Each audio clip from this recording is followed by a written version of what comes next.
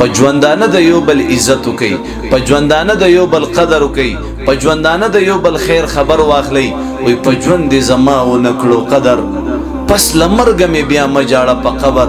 په ژوند باندې د خپل فقیر او ملنګ او غریب رور مور او پلار منګ او تاسو خیر خبر نه اخلو، پاغي باندې خپل مال نه لګو، د خپل خزینه تاویګو، د بچو نه تاویګو، د خپل مزو چرچو د پاره خپل رور ازمنګ په نظر کې نوي، خپل مور خپل پلار خپل خور ازمنګ په نظر کې نوي.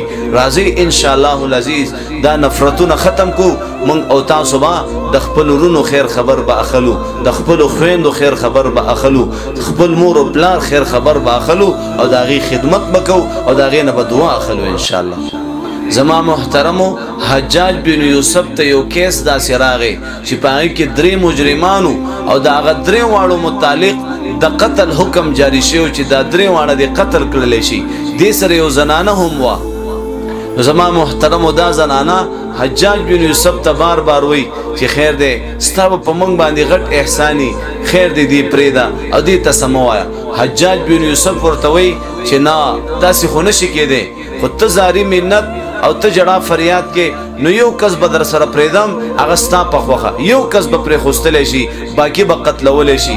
هغه ستا خوښه ده چې خاوند بچ کول غواړي، رور بچ کول غواړي، بچی بچ کول غواړي.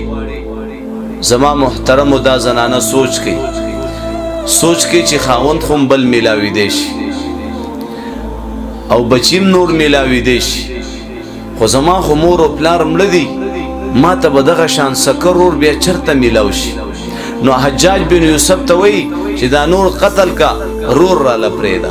زما محترمو، حجاج بن یوسف چې کله د دې زنانه دا فیصله واورېدله، نو د دې زنانه دا فیصله حجاج بن یوسف ته دومره خوښه شوله، د دې زنانه دا انتخاب حجاج بن یوسف ته دومره خوښ شو چې د دې انتخاب د برکت هغه 3 واړه آزاد کو پرېښوستل. زما محترم، رور وي که په رنګ تور وي، که په صحت کمزوري وي، که مال اعتبار سره غریب وي، فقیر وي، ملنګ وي، تک تور وي، خو رور وي.